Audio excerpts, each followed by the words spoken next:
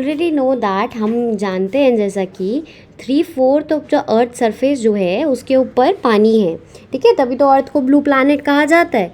ये जो fresh water है इसे ऑब्टेन कहाँ करा जाता है? From the surface run of and the ground water. अच्छा, फ्रेश वाटर वो वाटर होता है जिसे हम लोग ना कंज्यूम करते हैं। देखो बच्चों, एक होता है सॉल्टी वाटर और एक होता है फ्रेश वाटर। एक होता है सॉल्टी वाटर और एक होता है फ्रेश वाटर। देखो, सॉल्टी वाटर में थोड़ा सा डिज़ोल्व सॉल्ट होता है, इस कारण से सॉल्टी वाटर का कंजम्पशन बहुत बॉडी के लिए अच्छा नहीं है। पर फ्रेश वाटर के अंदर डिज़ोल्व सॉल्ट नहीं होता, इसलिए वी कंज्यूम दिस वाटर। तो फ्रेश वाटर आता कहाँ से? सरफेस रन ऑफ, मतलब बारिश आती है तो कुछ बारिश का पानी नीचे रन ऑफ हो जाता है ना, नदियों में मिल जाता है जाके, that is surface run of. और फिर ग्राउंड वाटर से भी हमको मिलता है। देखो, फिर उसके बाद आते हैं हम हाइड्रोलॉजिकल साइकिल्स के बारे में, तो हम जानते ही हैं, जिसे वाटर साइकिल भी कहा जाता है। ये सबसे पहले बोल रहा है कि 3/4 जो अर्थ का सरफेस है उसके ऊपर पानी है, ठीक है, और वो पानी में से बहुत ही कम पानी ऐसा है जो कि फ्रेश वाटर में आता है। फ्रेश वाटर वो वाटर होता है जिसके अंदर डिज़ोल्व सॉल्ट नहीं होती, ठीक है। देखो, हर पानी को ना हम कंज्यूम नहीं कर सकते। अर्थ के ऊपर कितना सारा पानी आप लोग देख सकते हो, पर तब भी हमारे यहाँ पे देखो, यहाँ पे लिखा भी हुआ है कि अगर 3/4 पूरे वर्ल्ड में पानी ही है तो फिर पानी की कमी क्यों हो रही है, वाटर स्कैरसिटी क्यों देखने को मिल रही है? इसका आंसर आप लोग क्या दोगे? वाटर स्कैरसिटी इसलिए देखने को मिल रही है क्योंकि सारा पानी आप पी नहीं सकते। चलो, what are some facts and figures के बारे में बात करते हैं। 96% जो होता है टोटल वॉल्यूम, उसमें से सिर्फ 2.6% पानी ऐसा है जो फ्रेश वाटर। सोचो कितना ही कम, 96.5 में से 2.5 ही फ्रेश वाटर है। और 70% जो फ्रेश वाटर है वो आइस शीट और ग्लेशियर्स में आता है, in Antarctica, Greenland, mountain ranges region. और सोचो, इसका 2.5% का भी 70% जो है वो किस में आ रखा है? बर्फ़ के फॉर्म में जमा हुआ है हमारा पानी, ठीक है। वैसे जिस हिसाब से हमारी स्पीड है ना ग्लोबल वार्मिंग को और एक्सप्रेस में बढ़ाने की, ये सब मेल्ट होने वाला है। अच्छा, फिर उसके बाद India receives only 4% of the global precipitation. और इंडिया के अंदर पूरी दुनिया में से पूरी दुनिया की सिर्फ 4% बारिश आती है और 133 है in terms of water availability पर पर्सन पर एनम। पर पर्सन पर एनम का मतलब होता है एक साल में कितने, एक पर्सन के पास कितनी वाटर अवेलेबिलिटी है। The total renewable resources of India are this, ठीक है। मतलब इसमें ओवरऑल आपको ये बताया जा रहा है कि हमारे यहाँ पे पानी इतना भी नहीं है। अच्छा सुनो, if you want notes for this chapter you can come to my Telegram channel, जिसका link I will put down there in the description box, ठीक है। अब हम बात करते हैं water scarcity and the need for water conservation. Water की scarcity माने कमी होना, और नीड हमें वाटर को क्यों कंजर्व और मैनेज करना चाहिए। गिवन द अबंडेंस, दिया जाए जो कि पानी इतना ज़्यादा है और रिन्यूएबिलिटी है, बहुत डिफ़िकल्ट होता है इमेजिन करना कि हम वाटर की स्कैरसिटी से सफ़र कर रहे हैं, ठीक है। द मोमेंट हम बात करते हैं जब वाटर की शॉर्टेज की, हम इसे ना फटाफट एसोसिएट कर लेते हैं लो रेनफॉल और डॉट प्रॉन एरिया। जैसे जनरली अगर हम पानी की कमी वाले इलाके में तुमसे पूछूं, तुम्हारे दिमाग में सबसे पहले राजस्थान आएगा और कुछ बच्चों में गुजरात भी आ जाएगा, विच इज़ ट्रू। बट सिर्फ यही नहीं, हम देखो यहाँ पे लिखा भी होगा यार, हाँ, और हम देखते हैं, हमारे दिमाग में आता है विमेन जो बहुत सारे मटके लेके इधर से उधर जा रही है पानी के लिए, लॉन्ग डिस्टेंस कवर कर रही है। ये बात तो ठीक है कि अवेलेबिलिटी ऑफ वाटर वेरी करती है over space and time, but water scarcity जो बहुत सारे केस में है is cause by exploitation, excessive use and unequal access to water. इसमें बोला है कि ये जो वाटर की कमी है ये बेसिकली क्यों क्रिएट हो रही है, क्योंकि एक्सप्लॉयटेशन, पानी को हम अंधाधुंध यूज़ कर रहे हैं, कुछ ज़्यादा ही यूज़ कर रहे हैं, या फिर हमारे पास एसेस नहीं है। अनइक्वल एसेस मतलब किसी के पास ज़्यादा है किसी के पास कम है। अच्छा देख लो यहाँ पे लिखा है water water everywhere not a drop to drink. इस बच्चे के आसपास सारा वाटर है, पढ़ने लायक पर पीने लायक कितना नहीं है। बहुत तेज़ बारिश होने के बाद एक बच्चा कलेक्ट कर रहा है ड्रिंकिंग वाटर कोलकाता में। Life in a city and its adjacent district were paralysed as incensed over. के आसपास की पूरी जगह पैरालाइज हो गई है क्योंकि इतना सारा बारिश आ गया है। 180 mm ओवर 180 mm बारिश आ चुकी है। ठीक है, आजकल भी तो आसपास बारिश आ रही है और आप लोग देख रहे हो स्कूल्स भी बंद हो रखे हैं और हम लोग देखते हैं कि सारे एकदम जाम लग जाते हैं और चीज़ें एकदम यहाँ पर अस्त व्यस्त हो जाती है। चलो आगे बढ़ते हैं।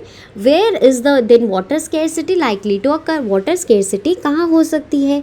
आप लोग जानते हो हाइड्रोलॉजिकल साइकिल। हाइड्रोलॉजिकल साइकिल किसको कहते हैं? वाटर साइकिल को ही हाइड्रोलॉजिकल साइकिल कहते हैं।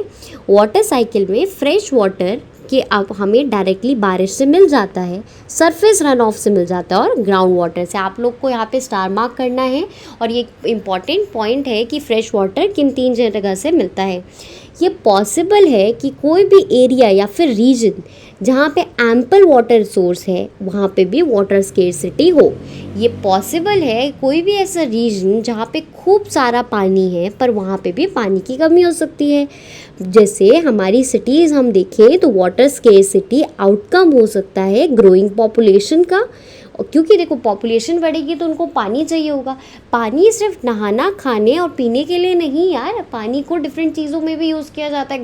घर की कंस्ट्रक्शन में कितना पानी यूज़ होता है, फैक्ट्रीज़ में कितना पानी यूज़ होता है। तो जैसे जैसे पॉपुलेशन बढ़ती है ये डायरेक्टली प्रोपोर्शनल होता है कि पानी की डिमांड बढ़ती जाएगी।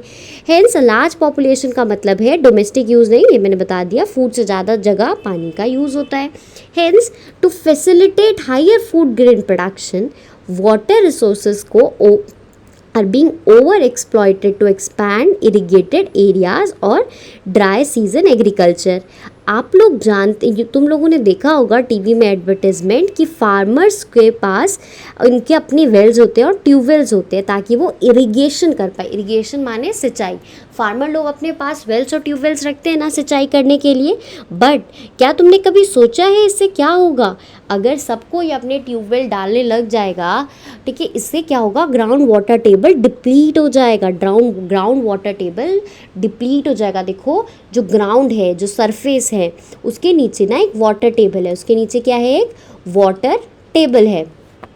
अगर हम खूब सारा पानी ट्यूबवेल से यहाँ से निकालते जाएंगे ना तो ये स्तर, इसका पानी का स्तर कम होता जाएगा। तो क्या, और ये वाटर टेबल रिचार्ज कैसे होता है? आप लोग मुझे बताओ, आपको पता है तो वैसे मैं बता ही देती हूँ।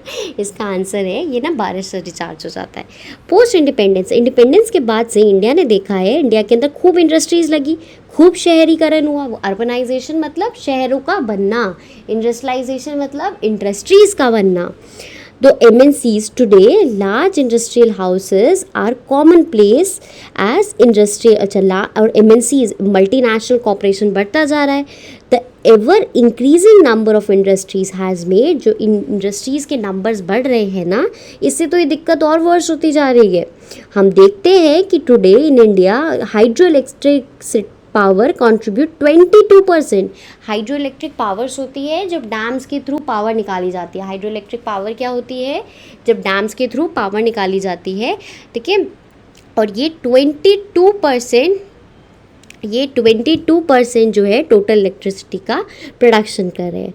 More over multiplying urban centres with large dense population, urban lifestyle has only added to water and energy requirement. और जैसे जैसे इंडस्ट्रीज़ और अर्बन एरिया बढ़ रहे हैं तो वाटर की डिमांड और बढ़ रही है। और आगे मेरे सब्जी वाले भैया, if you look into the houses, societies और कॉलोनीज आसपास देखोगे तो देखोगे ग्राउंड वाटर पंपिंग डिवाइसेस को यूज़ किया जा रहा है पानी को निकालने के लिए। अगर हम आसपास देखेंगे तो हम क्या देखते हैं कि ग्राउंड वाटर को पंप करने के लिए डिवाइसेस लगाए जा रहे हैं। तो अभी तक हमने देखा कि पानी की स्कैर्सिटी है। अब हम देखते हैं एक और सिचुएशन जहाँ पे वाटर सफिशिएंट है एरिया की लोगों की नीड को फुलफ़िल करने के लिए, पर जो स्कैर्सिटी है वो दिक्कत इसलिए आ रही है क्योंकि पानी की क्वालिटी बेकार है। ठीक है, अगर देखो पानी की क्वालिटी बहुत बेकार होती है ना तो हमें बहुत सारे डिजीज़ होने के चांसेस वैसे ही बढ़ जाते हैं। देखो, there has been a growing concern that even if there is ample water to meet the need of the people, much of it, जो भी हमारे पास पानी, अगर पानी ही पॉल्यूटेड है और उसके अंदर वेस्ट है, केमिकल्स है, पेस्टिसाइड्स है, फर्टिलाइज़र्स है, तो उससे क्या वो हमारे यूज़ का तो नहीं हुआ। यू में आपने ऑलरेडी देख कर रियलाइज़ किया है कि we need to conserve and manage our water resources, हमें वाटर रिसोर्सेज को कंजर्व और मैनेज करने की ज़रूरत है। ओवर एक्सप्लॉयटेशन, ज़रूरत से ज़्यादा यूज़ कर लेना या फिर उसको मिसमैनेज करना, मिसमैनेजमेंट का मतलब है कि ऐसे बुरी तरीके से ना यूज़ कर रहे हैं, कहीं पानी फेंक रहे हैं, पानी को कोई रोकथाम नहीं लगा रहे हैं, लोग बार बार जगह जगह पे हैंडपम्प ट्यूबवेल सबमर्सिबल डाल के पानी निकाले जा रहे हैं। इससे तो क्या होगा, सस्टेनेबल डेवलपमेंट होगी क्या? ये आंसर इज़ नो। तो हम इस चैप्टर में वाटर के बारे में पढ़ रहे हैं। सबसे पहले हमने पढ़ा पानी तो इतना ज़्यादा है पर सारा पानी काम का नहीं है। फिर उसके बाद हमने पढ़ा कि वाटर ऐसे रीजन के बारे में जहाँ पे पानी की कमी होती है। फिर अब हम तीसरे एरिया में चलते हैं, इस चैप्टर का तीसरा भाग, that is multipurpose river project and integrated water management. Multipurpose river projects में क्या आते हैं? डैम्स।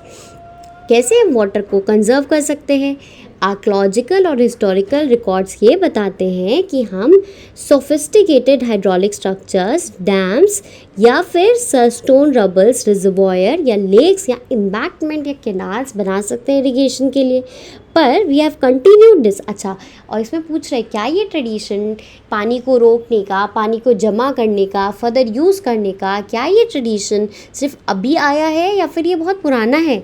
इसका आंसर आप लोग जानते हो कि नहीं ये अभी नहीं आया, ये तो बहुत टाइम से ये चीज़ चल रही है।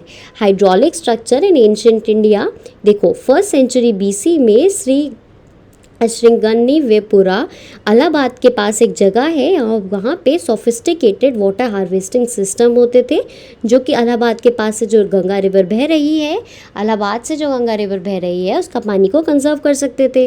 चंद्रगुप्ता मौर्य के टाइम में हम देखते हैं डैम्स, लेक, इरिगेशन सिस्टम बनाए जाते थे, एक्सक्लूसिवली बनाए जाते थे ताकि पानी को कंजर्व कर सके। एविडेंसेस हम देखते हैं sophisticated irrigation have also founded. अच्छा, इरिगेशन वर्क के एविडेंसेस हमें कलिंगा, नागार्जुनकोंडा और कोल्हापुर, महाराष्ट्र, इन सब में भी दिखे हैं। 11वीं सेंचुरी में भोपाल लेक बना था, जो कि लार्जेस्ट आर्टिफिशियल लेक बना था अपने टाइम का। दिल्ली भी इल्तुतमिश ने जो कंस्ट्रक्ट की थी वो कंस्ट्रक्टेड ताकि सप्लाई करे जाए, यहाँ पे भी वाटर सिर्फ फोर्ट एरिया से सप्लाई किया जाता था। देखो हीराकुद डैम दिखा रखा है। अच्छा, हीराकुद डैम कहाँ पे और कौन सी नदी में? आप लोग को पता है तो मुझे बताइए, नहीं पता तो गूगल करके बताना। ये सब चीज़ें तुम्हें पता होनी चाहिए। वैसे ये देखो एक बार ये मेजर रिवर ऑफ इंडिया और उसके ऊपर आई गेस डैम, ये वाला पार्ट भी देख लो। ये वाला देखो, मेजर रिवर्स एंड डैम्स। कौन कौन सी मेजर रिवर्स है? सबसे पहली मेजर रिवर ऊपर देखो, इंडस, झेलम चनाब। अच्छा, इंडस, झेलम, चनाब, रावी, सतलज, ब्यास। तो आर, ठीक है, और फिर उसके बाद बी, तुम्हारे पास सतलज है, ब्यास है, रावी है, SBR या फिर RBS ले लो। सबसे पहले रावी है, फिर ब्यास है, फिर सतलज है। उसके ऊपर Indus, ICJ, Indus, Chenab, Jhelum, ये सारी ट्रिब्यूटरीज हो गई तुम्हारी हमारी किसकी? इंडस रिवर की। फिर उसके बाद देखो नेक्स्ट है तुम्हारी गंगा रिवर, गंगा यमुना हो गई। चंबल के डाकू फेमस है। राणा प्रताप सागर, यहाँ पे एक डैम बना रखा है। गांधी सागर, सरदार सरोवर सागर नर्मदा रिवर पे। फिर यहाँ पे एक पेनगंगा नीचे है, कंफ्यूज नहीं होना, गंगा का नाम सुन के ऊपर ही मार्क कर दिए। फिर आता है Godavari river, Krishna river, Tungabhadra river, Tungabhadra पे भी डैम है। फिर उसके बाद देखो हीराकुद डैम, अभी पूछा था ना, महानदी के ऊपर है। कौन से स्टेट में? उड़ीसा स्टेट में है। यहाँ पे सलाल प्रोजेक्ट चल रहा है, ठीक है। घाघरा हो गया, गंडक हो गया, घाघरा, गंडक, कोसी, ऐसे करके याद भी किया जाता है। देखो कोसी रिवर बिहार की सौरो रिवर मांगी जाती है, इस कारण से, इस रिवर के कारण से बिहार में काफ़ी ज़्यादा बाढ़ आ जाती है। यहाँ पे दिहांग रिवर है, ये सांगपो रिवर है, ये ब्रह्मपुत्र है। मेजर रिवर्स हमने देख ली, एक बार नीचे भी देख लो। नीचे पोनियार है, मेटूर डैम है, कावेरी रिवर है, पेरियार रिवर है। After this coming back to our situation, हम पढ़ लेते हैं हमने कहाँ छोड़ा था। व्हाट आर द डैम्स, क्या अब डैम होते क्या है और क्या काम करते हैं वो कंजर्वेशन ऑफ और मैनेजमेंट के लिए। सुनो, इसके ना एक्स्ट्रा क्वेश्चन और एक जो चैप्टर की समरी है वो भी एक वीडियो में फटाफट बना के डाल दूँगी, उसमें आप 10 से 12 to 15 मिनट्स में ना चैप्टर रिवाइज कर पाओगे। हम देखते हैं डैम को डैम ट्रेडिशनली बनाए जाते थे ताकि रिवर्स को रोका जाए और उस जो पानी है रेन का उसे यूज़ करा जाए बाकी एग्रीकल्चर फील्ड्स के लिए। पर आज जो है डैम का यूज़ किया जाता है बिजली बनाने के लिए। डैम में पानी इकट्ठा करके डोमेस्टिक घरों की सप्लाई में डाइवर्ट कर दिया जाता है, इंडस्ट्रियल एरिया में दे दिया जाता है। और सिंस बहुत बारिश आती है तो फ्लडिंग हो जाती है, तो पानी रोक लेते हैं। बारिश का पानी अगर हम रोक लेंगे तो फ्लडिंग की सिचुएशन भी रुक जाएगी ना, तो फ्लड को कंट्रोल करने के भी काम आता है। हिंस डैम को इसलिए कहा जाता है मल्टीपर्पस प्रोजेक्ट। क्या कहा जाता है डैम को? मल्टीपर्पस प्रोजेक्ट, क्योंकि बहुत सारे काम के लिए यूज़ किया जाता है। एग्जाम्पल, अब आपको यहाँ से ये पूरा पैराग्राफ बहुत इंपॉर्टेंट है, आप स्टार मार्क कर लेंगे अपनी बुक में, बुक खोल के पढ़ा करो, ठीक है।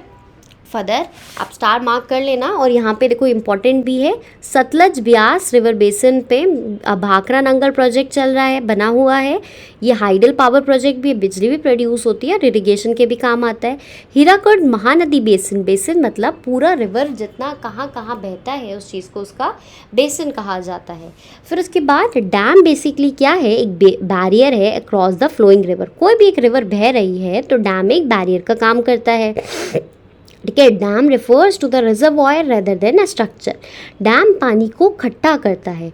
जो डैम होता है इसे स्पिलवे और wire over which through which it is intended, then water. Dams are basically classified according to the structures. Dam को क्लासीफाई करा जाता है according to the structure। क्या उसका स्ट्रक्चर है, क्या हाइट है और क्या उसका पर्पस है।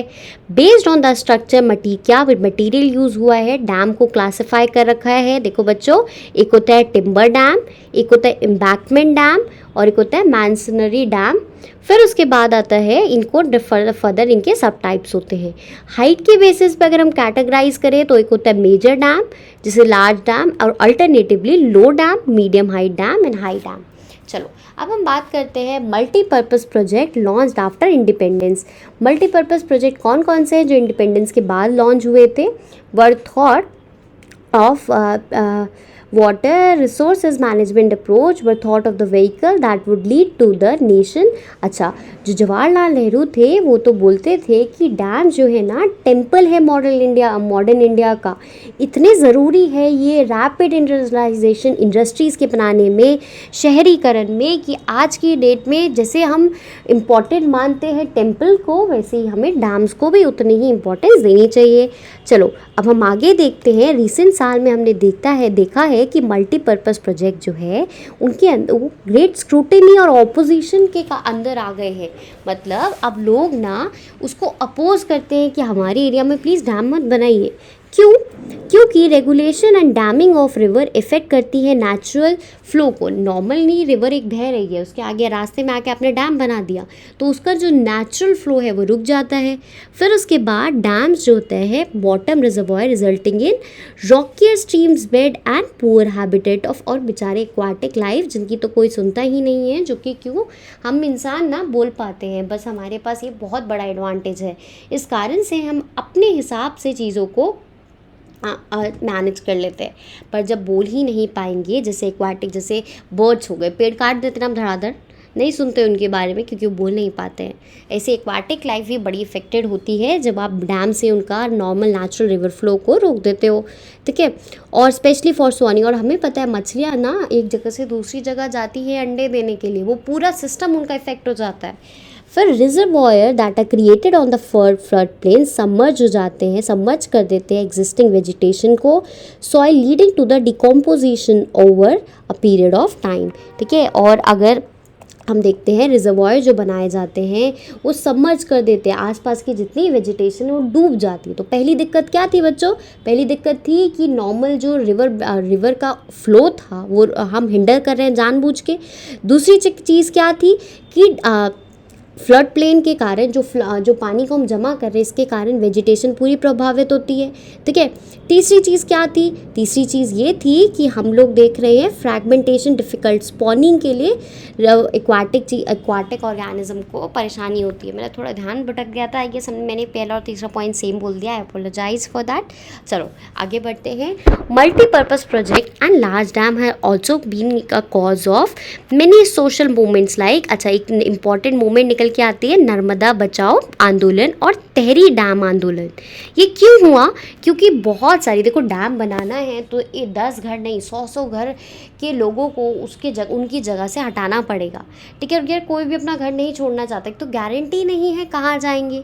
ठीक है, और क्या इतना आसान होता है अपना घर छोड़ के कहीं और जाके रहने लग जाना।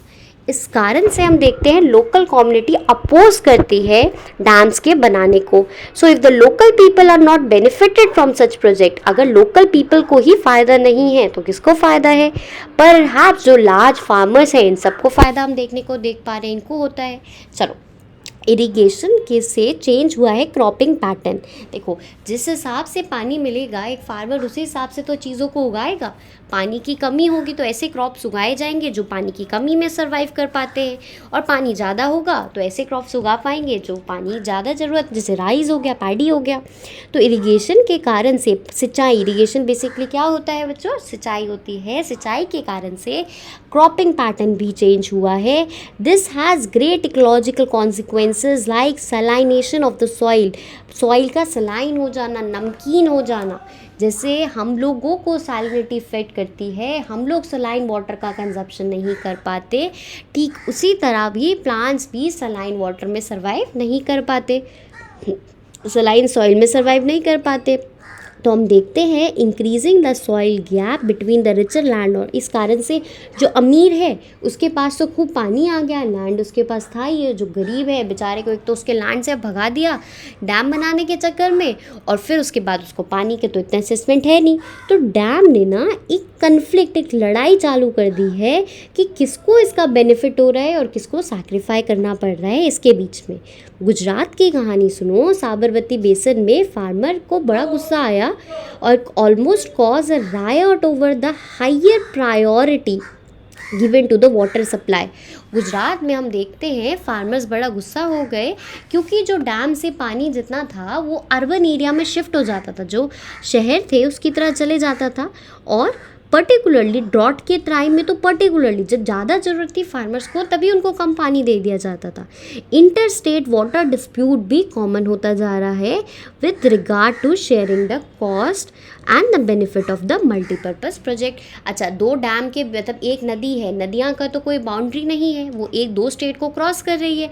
यहाँ पे आपने डैम बना दिया तो ये स्टेट वाले लोग तो बोलेंगे ना कि हमारे को तो फ़ायदा नहीं हो रहा है या फिर हमारा पानी रोक दे रहे हो। तो इस कारण से दोनों दो स्टेट्स के बीच में लड़ाई भी चालू हो जाती है। चलो, हमने ये चीज़ पढ़ी, अब आगे चलते हैं।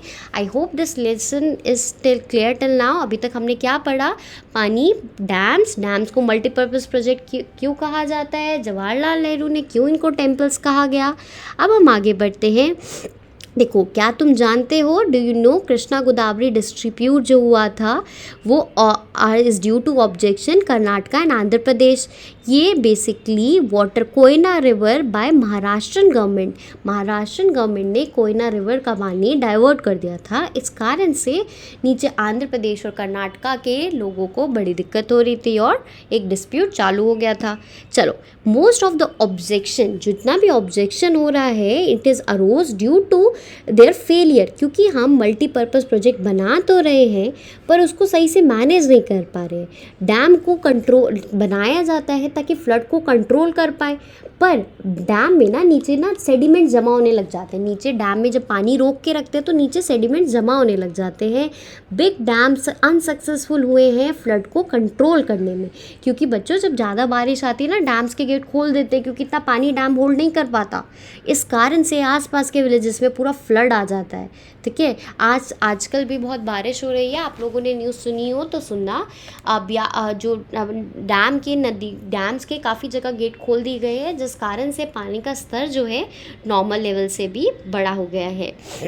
ठीक है, और फिर सुनो, तुम्हें कुछ हेल्प हो तो please do subscribe to my channel, और आप लोग मुझसे वे पर्सनल IG अकाउंट पे भी जुड़ सकते हो, मैं उसका लिंक भी डाल दूँगी। और मुझे लिख के बताना कैसा लगा, इट फील्स वेरी नाइस।